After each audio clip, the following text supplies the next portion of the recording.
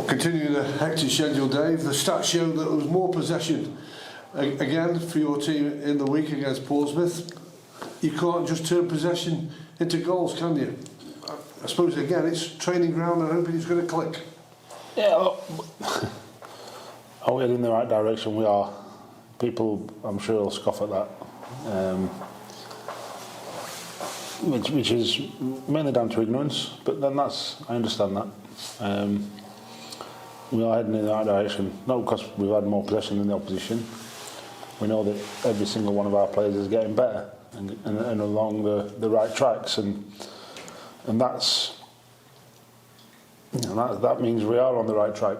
However, you know, we do want it to be quicker, and we do want excuse me, the improvement to be greater in some aspects. But then, you know, we've got to make sure that the players that are turning out every week are looked after, cared for, and developed. Because that's what our DNA is, irrespective of league position. We can't. If we're top of the league, everything's rosy, always is. Bottom of the league, you can't start, you know, blaming players or, you know, having a go at them. If they don't run around, you do, yes. But there's some principles to it. But we're here to help them, and you know, with part of that is to learn how to handle the ball and retain possession really well. But you know, but we've also got to make sure we're progressive with it, and that's also part of it. You've seen what we can do previously, and we've got to make sure that becomes part of our development and part of our armoury going forward. I would think, I know it's not easy, it's easy for me to just say this, but I bet you would just love a mistake-free game, wouldn't you? Yes, but then that's what you get. You know, with young players across the board, and when they're asked to do things that they maybe not have encountered before in the career, never mind in just that game or whatever. So we've got to make sure that, like I say, we've got to make sure that the players understand that they've got our back in, and we're still with them. We'll never leave them. We'll never desert them. And it's that unconditional support and love that they need when they're trying to forge a career. And that's not just 17, 18, 19-year-olds. That's 22-year-olds that have played the last 10 games or whatever, and it's their first foray into the first team. You know, it's not necessarily age. It's experience, if you like. It's where they are in their journey, and age is a good indicator, but it's not the only indicator. And we've got to make sure, you know, the game was too much for a couple of them on Tuesday night. Not because they weren't trying, just because they'd played the last 10, and it's the first time they'd probably played 10 on the spin, and it's like, oh God, I spoke to a lad this morning, so how are you feeling? First word, tired. I'm not surprised. I'm not used to playing Saturday, Tuesday, because, you know, that's very hard to replicate in academy football. But, you know, they also know that we're not going to tell them, you know, why didn't you have that ball out of our box? Because he's trying. Don't get me wrong, it'd really help if he did. But that's where we're at, and we've got to make sure that they're still fighting and still trying to do the right things. And if we do that, then we will get games where we're mistake-free, and we will get games where we are progressive with our possession. And when it all comes together, like you saw against Charlton, who were a very good team, you know, you win the game. Now, that might seem that we need a perfect game. Yeah, you do need a perfect game. You always need a perfect game. But at the same time, we know we've got it in us, and we've got to start producing that. How do you keep those spirits high, though, for players? Not just the 18-year-olds, but even the 28, the 38-year-olds. When you're losing football matches on a regular basis. We ain't got any 28-year-olds. No, we've got 38 and some 27-year-olds and the 32-year-old, and that's it. I think you've got to make sure they understand that competition is a barometer for success, and we all understand that in life, never mind just football. But there's a process that we've all got to buy into, every one of us. I mean every one of us, from chairman all the way down to fan. There's a process that gets you success. There's a process that gets you results. And we've got to make sure that that process is continually and unequivocally delivered. And if the players understand that, and that doesn't mean to say that losing is acceptable, because winning is part of development. It's a big part of development. But at the same time, they all know that they are in a position that maybe some of them it's a bit too early for them, but they're grateful to be in the position. And every now and again, when they mess up, you go, you shouldn't have done that, and they know. Or they tried not to, but they know for next time. And as long as they don't repeat mistakes, you know, then we're fine with that. You've got to make sure that, you know, the older ones, some of the older ones, we ain't got many, might maybe a bit frustrated, but at the same time, no, they understand it. That's why there's a football club. And if that's the case, then we're all on the same page. You just mentioned the fans understanding it, and you spoke many times that they do get the mechanics of how this football club works. You spoke at the fans forum and said that, you know, you were looking at areas to try and take the club forward and do rectify things that are wrong. Have you got any comfort of that, of how it's going for you? Things moving? Yeah, things are moving. The fans will know when we've you know, we've been talking about this for a long time, from probably about this time last year, and we don't want to rush into anything.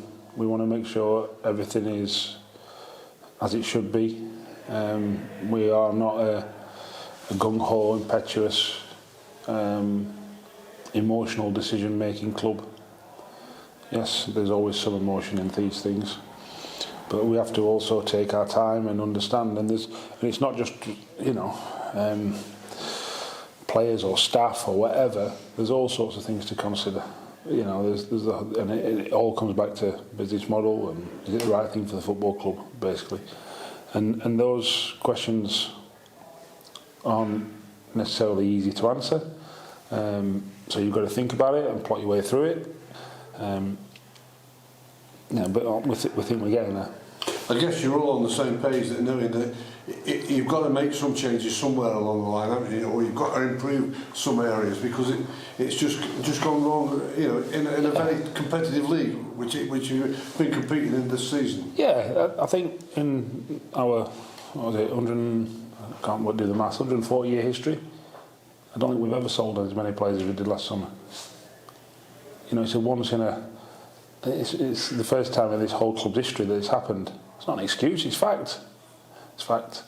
You know, so we've got to make sure that we learn our lesson from that. We've got to make sure that we've got the right resources in the right areas.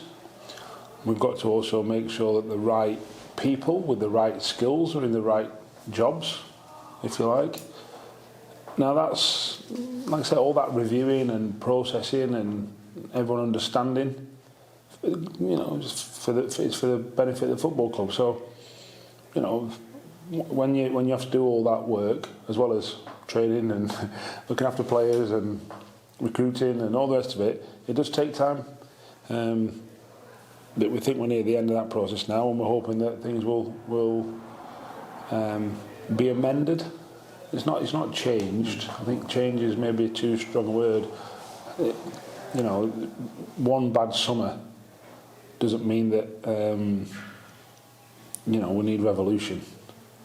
We just need evolution. I spoke about that in a playing sense before, in a playing staff sense before, and I see that as, you know, it's making sure we've got the right skill sets in the right holes, doing the right jobs, and you know, I think that's really important. I think, and all staff understand that. There's no one person bigger than this football club. You know, never is, and never has been. But if we all understand that we are going to give him a fair crack of the whip, and we're all in it together, and it's not, oh, he's done something wrong, or he's better than me, or she's better than me, or whatever. It's not about that. It's all about, right, well, you do that bit, and I do that bit, and we do that bit, and then before you know it, we're all, you know, pulling in the right direction, or the club is going in the right direction. You know, we've had 5 years of success, really, year on year, and this is the first bump in the road, and we've got to make sure that it's the only bump in the road. Well, you're getting ready to go to arguably the biggest club in League One, there's no doubt about that. How do you sort of look at that game? Do you look at it any differently when you're taking a very young squad of players to a 30,000 gate, partisan crowd, and a team that is in the playoffs? Is it something that you say to your boys, nobody outside crew will think we're going to get anything? Go and show and relax and play. You've got it. You've got it. You know, partisan crowd.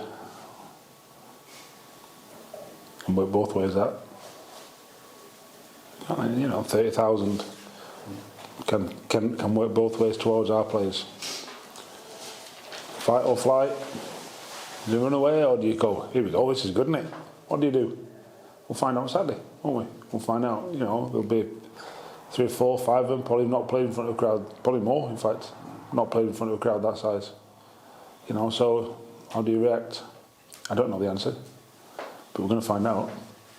You know, that, all that is part of their development and part of their understanding, and I hope it brings the best out of them. Renewing acquaintances with a certain Mr. Alex Neil.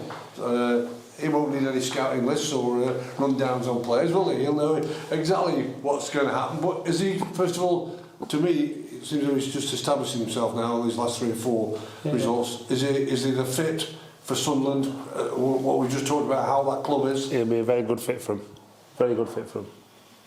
I wish him all the best from 6 o'clock onwards, Saturday. They've got some real high calibre players, haven't they, Dave? There's no doubt about that when you look at it. Jermaine Defoe and people like that, Jack Clark, Premier League players. But it's a mouth-watering game. I know the position of the league don't make it look like that, but it's still that fixture in it of the season. It's what you want to play in. Well, you know, if you don't want to play in front of a big crowd or a big stadium with good players in the opposition, then you're in the wrong game. It's a brilliant test for us.